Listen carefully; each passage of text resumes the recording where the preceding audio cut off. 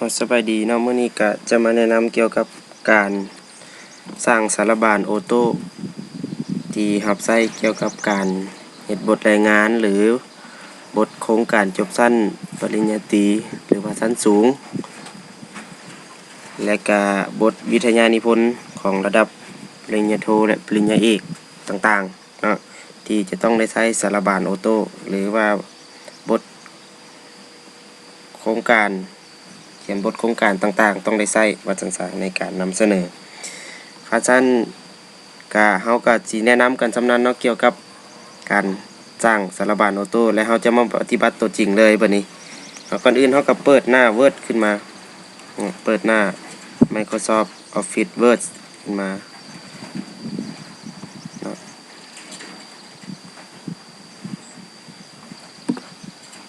จะเขียนมาสารบานออโต้แบบนี้นะแล้วก็ให้เฮาอันนี้คือข้าพเจ้านำเสนอคือเฮาจงหน้าวางไว้หน้าหนึ่งเนาะโดยการจงหน้าวางคือเฮาเป็นเจียเป่ามาแบบนี้เป็นเจียเป่าแบบนี้บ่มีหยัง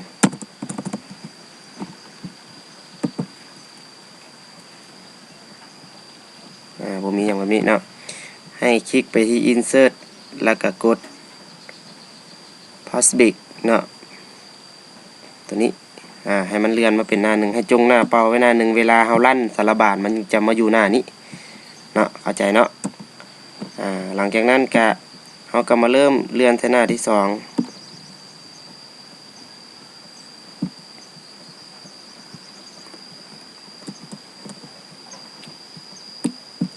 หน้าที่2ตัวนี้เฮาก็กด Passback ไว้นี่หน้าที่2ก็คือเวลานั้นให้เข้าไปที่ Home เนาะแล้วก็พิมพ์ใส่เนาะสมมุติว่าเฮาเขียนบทรายงานเนาะบทรายงานข้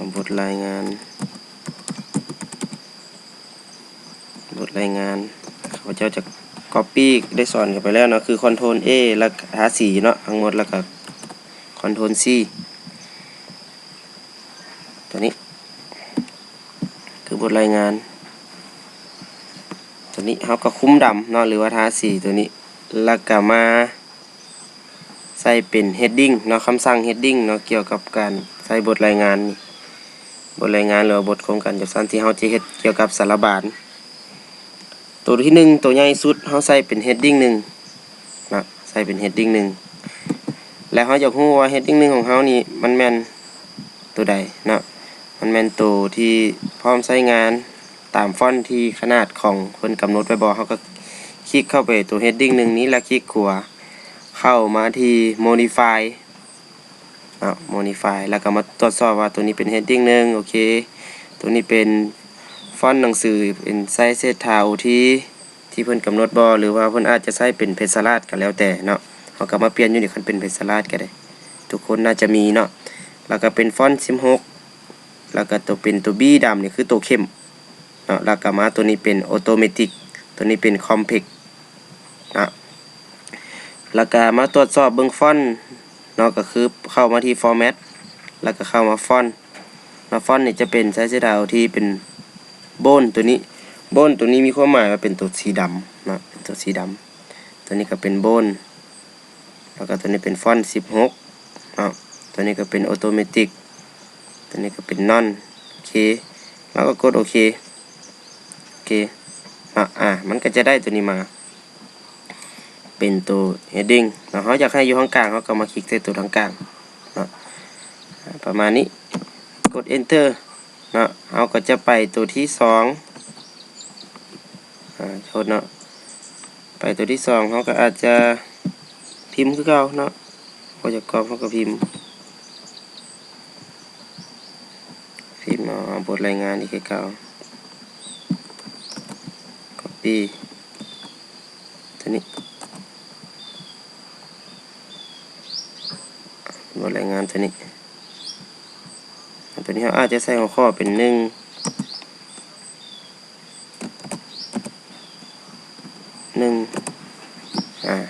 ข้อตัวนี้เราคุ้มดำอีกคือเก่าเนาะแล้วก็มาที่ heading 2heading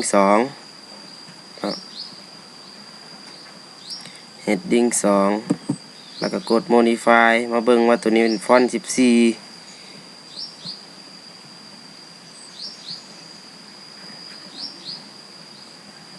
ตัวนี้เป็น heading 2ฟอนต์14มาเบิ่งตัวนี้มานี่ก็มาเบิ่ง numbering มันนำเนาะกดตัวนี้อย่าลืมว่าคันเฮาใส่เลขหน้าเฮาต้องมาเบิ่ง numbering นำเนาะ numbering เฮาสิเอาตัวหนังสือแบบใดนะคันมันเป็น1มันก็จะมีอยู่นี่1เฮาก็กดโอเคแล้วก็มาที่ฟอนต์ของเฮาทุกอย่างโอเคตามมาบ่นี่ตัวนี้คือเป็นสายเสถาที่เนาะโอเคตัวนี้มาตัวลุมบ่นี่ตัวนี้ต้องเป็นฟอนต์สายเสถาที่คือกันเนาะสายเสถาที่ฟึบตัวนี้เป็นโบนตัวนี้เป็นโบนฟอนต์14ฟอนต์14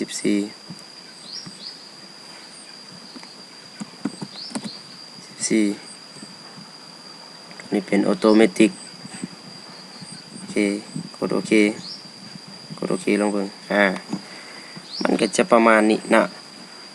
แล้วกดมานี้อันนี้นี่เขาเลือกตามใจเนาะเขาจะเอาอยู่ช่วงขนาดใดตัวนี้แบบนี้เวลาเขาจะกดว่ามันก็จะเป็นขึ้นมาตัวนี้เลยเวลาเราเลือกเนาะต่อไปวันนี้เราอยากได้ตัวข้อที่2เขาก็กดแบบนี้แล้วมันก็ลงมาคลิกที่ตัวนี้อยากได้ตัวที่3ก็กดตัวนี้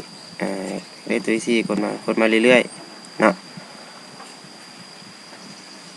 วันนี้เขาอยากได้ข้อที่เป็นย่อยเข้ามาอีกนะเขาก็กด enter แล้วก็เฮ็ดว่า1 จ้ำ 1ประมาณนี้ตัวนี้วันนี้เนาะเขาก็จะเขียนว่าเป็นบทรายงานคือเก่าโทษเนาะของข้าพเจ้าเป็นภาษามนุษย์ต่างดาวเนาะเป็นภาษาที่เขาสามารถแปลงได้บ่เป็นปัญหาอย่างเนาะตัวนี้เนาะภาษามนุษย์ต่างดาวนี่ตัวนี้ก็มาปรับอยู่นี่คือเก่าเนาะบ่ต้องตกใจตัวนี้เขาอาจจะเฮ็ดเป็นฟอนต์12เนาะตามขนาดของมันฟอนต์12แล้วก็ตัวนี้เขาก็มาแก้ไขเอาตามตัวเองของเขาเนาะมีปัญหาอย่าง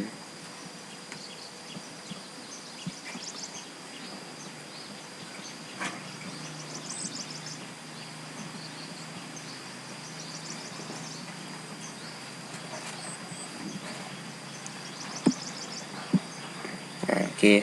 ตัวนี้ก็คุ้มดำคือเก่าเนาะคุ้มดำแล้วก็มาโฮมแล้วก็มาheading 3เนาะheading 3เขามันจะเป็น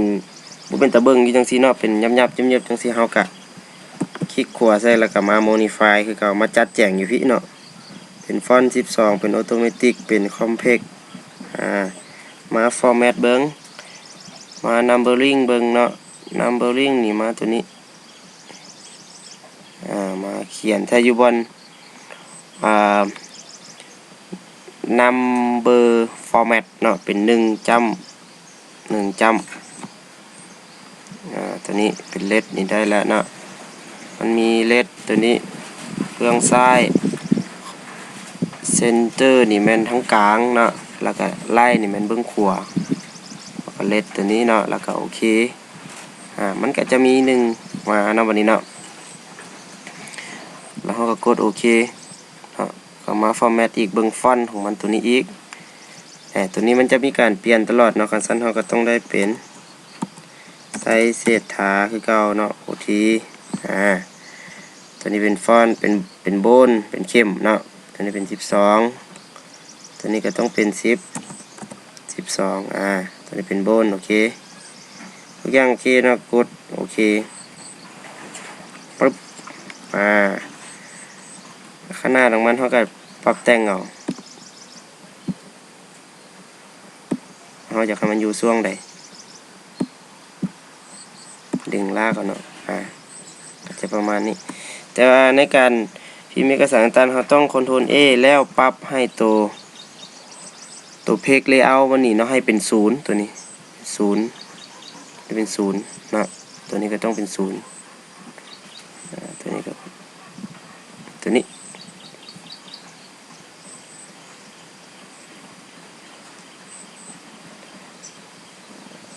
ตัวนี้เป็น0เนาะมันจะได้ยับเท่าๆกันนะจ๊ะช่วงบีบผ้าของมันแล้วก็ตัวถ้าเป็นมีอีกเขาก็ใส่ไปเป็นเพก4เพก5ไปเรื่อยๆเนาะเวลาเขามาคลิกใส่มันก็จะเป็นแบบนี้ตัวหนึ่งตัวนี้เป็น heading 1คลิกใส่ตัวนี้ก็เป็น heading 2คลิกใส่ตัวนี้ก็เป็น heading 3คันมีตัวย่อยลงอีกกับเขียนแล้วก็เป็น heading 4ไปเรื่อยๆมาเบิ่งตัวที่ว่าเขาจะพร้อมใช้งานสมบูรณ์เนาะวันนี้เนาะหลังจากข้าพเจ้าก็เฮ็ดตามขั้นตอนตัวนั้นแหละจึงได้มาเป็นสารบานตัวนี้สารบานตัวนี้เอาก็ลึบออกเนาะมันโตใหญ่พี่ลึกตัวนี้ลึบออกเป็นสารบานฟอนต์12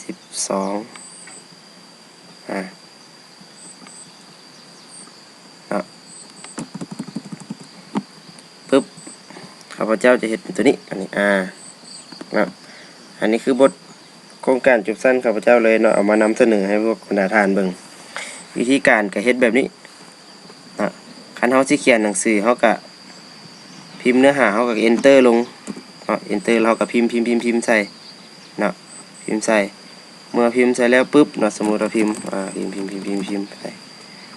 ตัวนี้มันก็จะคุ้มดำเนาะแล้วก็มา heading 4นะเพราะว่ามันเป็นตัวขนาดฟอนต์ตัวหนังสือที่เฮาตั้งไว้12ตัวใดเฮาก็ไปเอาคลิกใส่ตัวนั้นประมาณนั้นนะแล้ววันนี้เมื่อเราได้เป็นหัวข้อ1.1เป็นฟอนต์16เป็น heading 1เนาะแล้วก็1.1ปกติตัวนี้ต้องมี1.1เนาะ1.1สมมุติเรามาเฮ็ด1.1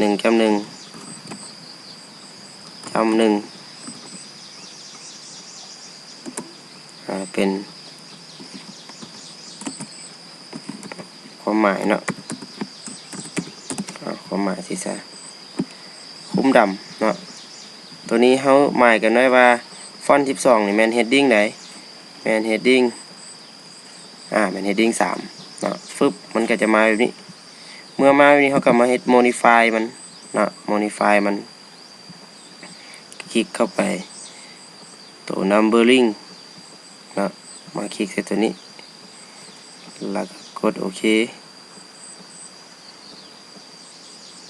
แล้วก็ numbering เขานี่ตัวนี้มันเป็น3จำเขาก็ต้องได้ตกแต่งแบบนี้เนาะ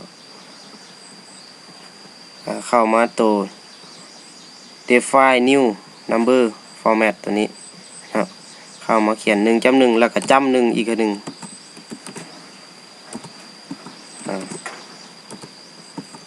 โอเค 1.1 แล้วก็1อีก1ก็จะได้มาตัวนี้แล้วก็กดโอเคแล้วก็เป็นแบบนี้นะ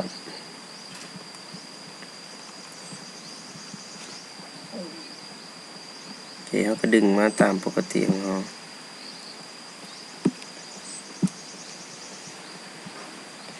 ส่วนตัวนี้เนาะเขาก็มีแต่ไปแปลงตามนั้นแปลงให้มันเป็น1.1อย่างไปเรื่อยๆอาจจะมีประมาณนี้แล้ววันนี้เราก็คลิกกลับเนาะข้าพเจ้าได้เฮ็ดไว้จังซี่หลังจากวันนี้เฮาเฮ็ดใส่เนื้อหาอย่างสมบูรณ์เป็นบทที่1เนาะบทที่1เนื้อหามี1.1 2.5 3 4อย่างไปประมาณสุดเนาะมาบทที่2ก็เฮ็ดคือเก่าเนาะหัวข้อเป็นheading 1แล้วก็ตัวหัวข้อใหญ่นี่ก็เป็น heading 2เป็นฟอนต์14แล้วก็ตัวหัวข้อน้อยนี่ก็เป็นฟอนต์12เป็น heading 3แล้วเบิดเนาะบัดนี้เนาะแล้วเบิดฮอดถ้าแม่นบทจบสั้นก็จนฮอดบทที่5เนาะสรุปการศึกษาข้อแนะนำอย่างต่างๆเนาะใครที่กำลังเฮ็ดบทน่าจะฮู้เนื้อหาฟอร์แมตที่ทางคณะหรือว่าทางมหาลัยกำหนดไว้เนาะ เมื่อได้มาครบปุ๊บเนาะขั้นตอนต่อไปคือเราต้องให้หยังเราต้อง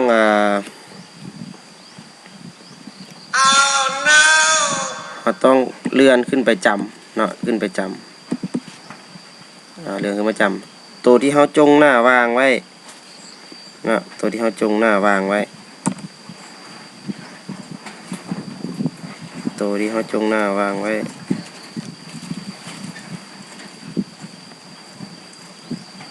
ที่เราจงหน้าวางกันไว้เนาะเราก็มาที่ insert แล้วก็มา paste break ตัวนี้เนาะให้มันเป็นหน้าวางหนึ่งตัวนี้เป็นหน้าวางเป้าให้มีหน้าวางเป้าตัวหนึ่งอยู่ทางถึงของบทรายงานของเราให้มีหน้าวางเป้าตัวหนึ่งเมื่อหน้าวางเป้าแล้วเราก็คลิกที่หน้าวางเป้านั้นเราอาจจะเขียนเป็นสารบานเดี๋ยวมีภาษามนุษย์ต่างดาวมาอีกเขียนใส่พิมพ์ใส่ว่าสารบานพิมพ์ใส่ว่าสารบานสารบานใส่นออยู่ใส่นอสารบาน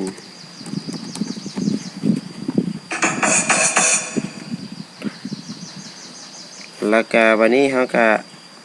กดให้มันอยู่ทั้งกลางก็ได้นะสารบานของเขากดตัวนี้กด enter ลงมาถึงตัวนี้วันนี้มาถึงคำสั่งตัวนี้ถ้าว่าของไผอยู่ในเวอร์ชันภาษาอังกฤษมันก็จะเขียนว่าเป็น home เป็น insert เป็นpage layout เป็น reference เนาะเป็น margin เป็น review เป็น view เนาะประมาณนี้ให้เฮาเลื่อนมาที่ขั้นเป็นภาษาลาวมันก็จะเขียนว่าตัวที่เฮากำลังเลื่อนมานี่ reference ตัวนี้เนาะเขียนว่า reference เลื่อนมา reference ตัวนี้ปึ๊บเนาะแล้วก็มาเลื่อนที่table of content ตัวนี้มันก็จะเลื่อนมาตัวนี้อันนี้เนาะเมื่อเลื่อนมาตัวนี้แล้วให้การเลือกมาที่ insert table of content ตัวนี้นะมาตัวนี้มันก็จะให้เขาเลือกว่าเขาจะเฮ็ดเป็นสารบาน heading 1 heading 2 heading 3นี่ครบเนาะเขาใส่เป็น3 heading แล้วตัวที่ว่าหน้าขีดสารบานเขาจะเฮ็ดเป็นเส้นซื่อบ่เป็นยักษ์ขีดยักษ์บ่หรือว่าบ่มีเลยหรือว่าเฮ็ดเป็นจ้ำเม็ดนะข้าพเจ้าจะเฮ็ดตามฟอร์แมตก็คือเฮ็ดเป็นจ้ำเม็ดนะแล้วเราก็กดโอเคเลยวันนี้เนาะ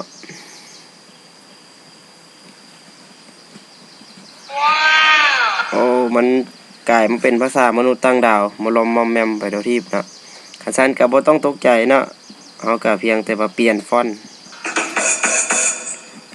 แล้วก็ได้ปกติเนาะบ่ต้องตกใจก็คอนโทรล A เนาะคอนโทรล A แต่หน้าสารบานนี่บ่คอนโทรล A เฮาก็ทาสีลากขึ้นไปเนาะครบสารบานปึ๊บเราก็มาที่โฮมเนาะก็มาเลือกไซส์เซตถา OT แล้วก็มาเลือกฟอนต์12ตัวนี้มันก็จะได้หน้าตาแบบนี้มาตัวนี้มาเลยน่าถือว่าตัวนี้เป็นสารบานออโต้ที่สมบูรณ์เนาะพร้อมใช้งานไรหัวมันใส่ได้บ่เนาะใส่ได้หรือบ่ได้เฮาก็คลิกใส่ตัวหัวข้อที่เฮากำลังจะลิงก์ไปหาเนาะคลิกหัวข้อใส่แล้วก็ดับเบิลคลิกใส่เลยก็ได้ข้าพเจ้าก็เนาะในนอกวิธีคลิกลิงก์ไปนี่บ่ได้เฮ็ดโดนแล้วก็นั่นเนาะ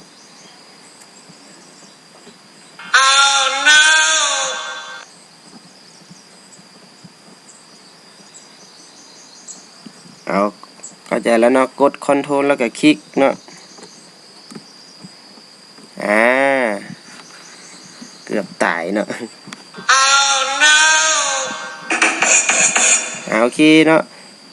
สมมุติสารบานของเฮาเนาะเฮามาเลื่อนที่หน้าสารบานสมมุติบทนำเนาะบทนำนี่เฮาจะเลื่อนไปหาตัวนี้ได้เฮากดคอนโทรลแล้วเฮาก็คลิกใส่เนาะมันจะมาหน้าสารบานเนาะ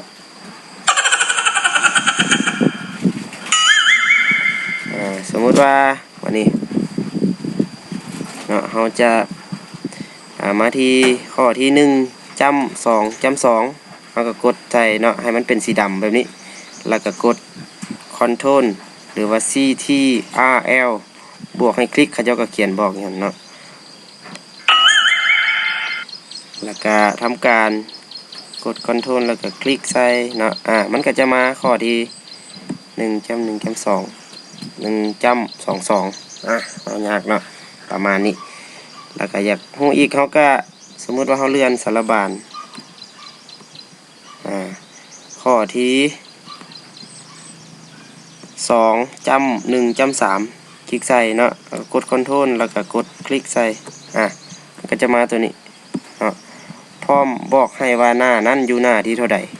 เนาะมันก็ถือว่าเป็นออโตเมติกถือว่าสมบูรณ์เนาะอันนี้ก็คือขั้นตอนในการสร้างสารบานออโต้เนาะถ้าว่าใครเบิ่งคลิปนี้แล้วเนาะสนใจก็ให้กดติดตามแล้วก็กดกระดิ่งแจ้งเตือนถ้ามีคลิปใหม่ๆก็จะได้เห็นน้ำกันอีกเนาะขอขอบใจสำหรับการรับชมรับฟัง